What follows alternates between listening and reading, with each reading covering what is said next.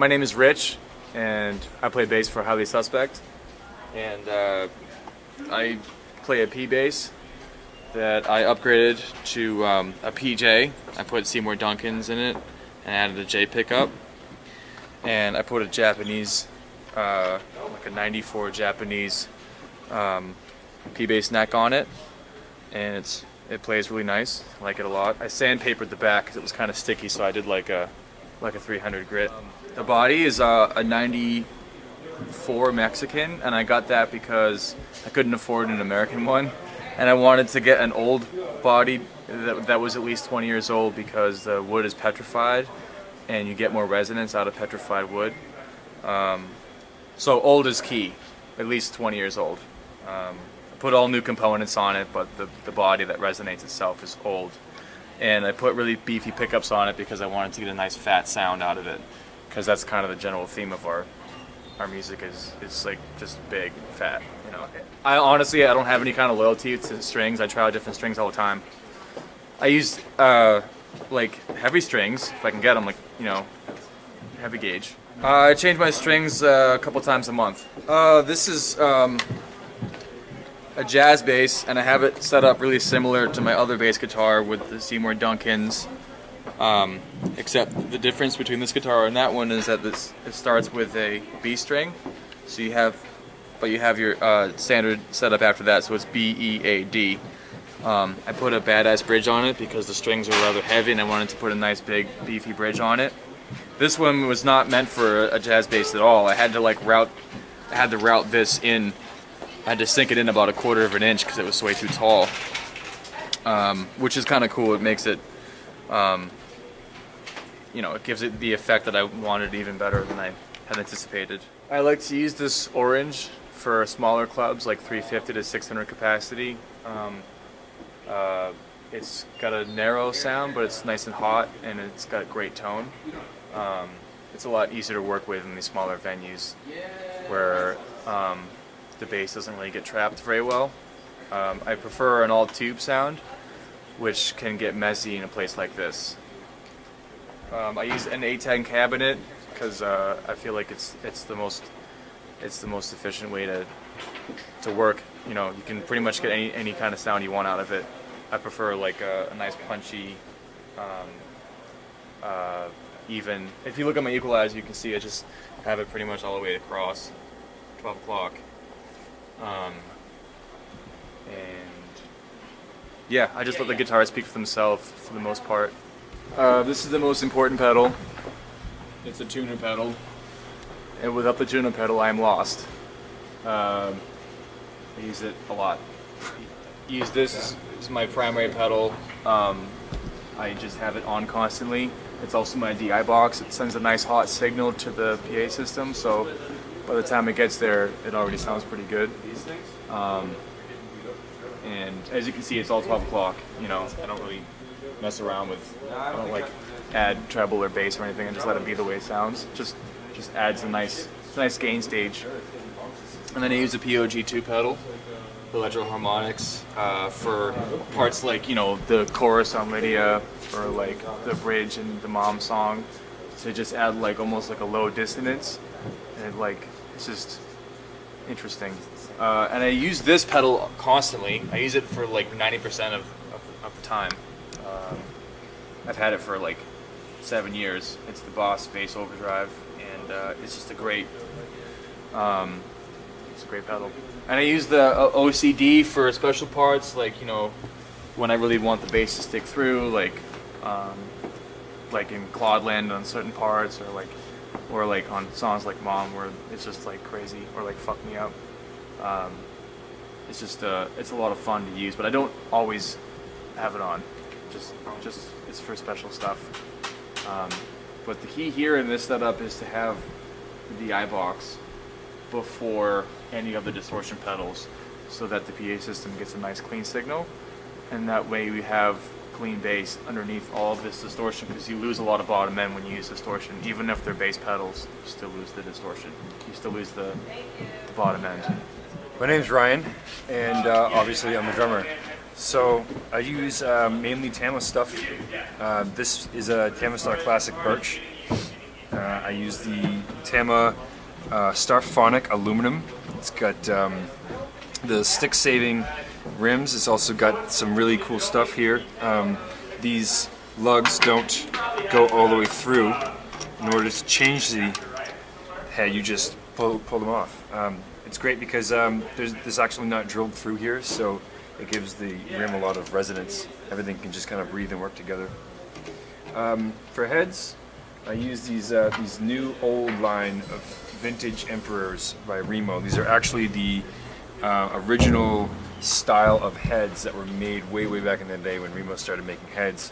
And just recently, the guys went back and said, hey, actually this is these platforms are kind of cool, and they started remaking them the way they used to make them.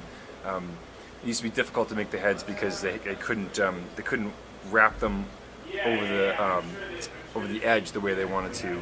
But now with the technology that we have, they can actually do that. These things are great. They're durable. They're you can beat the hell out of them. They last and they stay in tune. These have been in tune for 4 gigs. I use lug locks. That really helps. But a lot of times when you're beating the hell out of them and they go from hot to cold, they go in the trailer, they come back, they go out of tune, and these don't, so they're great. For cymbals, I use Zildjian. Primarily I use the Ks. Here we have a Dark Crash 20-inch with the custom Dark Ride 22-inch. This is a Constantinople 24-inch light. This is a KEFX. This is actually a prototype they sent me.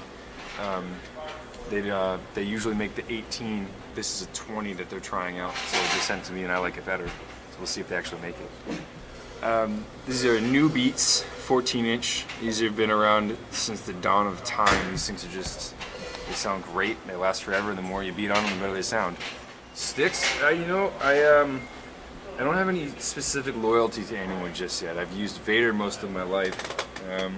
Right here I've got some beat up Vader 5Bs, but I'm using Vic Firth stick tape. This really saves your hands too, especially when you're doing like 4 or 5 gigs in a row and each headlining set is like 2 hours. You know, if you hit hard, then eventually your hands get beaten up. My hands are starting to get fried. So you tape these up, and then if you hit hard, you can hold the stick loose, and even though your hands are sweaty, you know, it's easy to hold on to the stick, you can't pull it out. So that's nice. Sometimes when I get really tired, I use these Vic Firth American Custom Generals. These are rock maple. Not actually rock maple, but they're maple sticks. They're great because they're super light. The only problem is they break like really quickly. So you got to be careful with them, and I only use them when I'm tired. But they feel good. They're really thick. They're easy to hold on to, and they're really light, so you don't even feel them in your hand. Pad, the Roland Spf Spd-Sx. It's a sampling pad. It holds about 2 gigs of memory. You can upload anything you want to them. It's a super simple setup. The pad that you assign the sample to holds the sound. When you hit it, it turns on. If you hit it again, it turns off. You can also change it so that if you hit it twice, the second time you hit it, it overlaps again. It also has like built-in click tracks and everything, but we don't use that. We just, you know, I use earplugs and monitors, or you know, I'll use in-ears in bigger settings. In a small club like this, I just use earplugs. But right here we have this this Roland pad. Just kind of this has a bass drop sample on it, just like one of those big things. Just kind of rumbles everybody's chest. This is great because I don't have to try to find a small pad on here. The sound that is on this pad is also assigned to this pad, but internally you can route it over to this pad, which is great because if I'm doing stuff over here and I'm moving quickly and I want to just hit it and not think about it, I mean, it's the size of a small rack tom, so it's easy to get to. All these other ones that are marked like Wizard, Trance, Horn, Laser, these are just like funny things that we put together in the studio, and they're just really cool ambient sounds. And I have these set so that when I hit one of them, I can hit the same thing again and it'll overlap. And because of the way that the sounds are, just the way they came out in the studio, if I'm trying to create this big, massive, kind of just shit show of sound, this like soundscape, I'll just hit a bunch of them, and I know what they kind of sound like. I've been playing around for long enough where I'll just hit certain ones, certain pads, and they'll kind of create this sound. It's cool to have, like, when the lights go down and the crowd's going, I can still blast them with sound. There's not like some awkwardness in between. That's basically what we use that for. And then I have one last piece to show you. I got this big fat snare recently. These things are super cool. So I have my snare, my primary snare, and it's like medium to high tuning, more medium tuning. But as soon as you plop this on, just like that, all of a sudden you have a thick, fat snare drum. It sounds like I have a low-tuned, deep umph to a snare, which a lot of drummers use a second snare for, and they'll keep it over here. But it's more stuff to carry, and sometimes you don't have the space, especially in the small club tours. So you just put this on, and all of a sudden you have a different drum. Take it off and you get your original drum. This is like 20 bucks. It's freaking awesome. The only thing you gotta be careful with is don't crimple it. If you crimple it, you gotta buy a new one. It's done. They're pretty tough, but you know, still wanna be careful with it. Oh yeah. Drum sizes. I use a 26 birch kick drum, a 13-inch birch rack, and a 16-inch birch floor. That's basically it.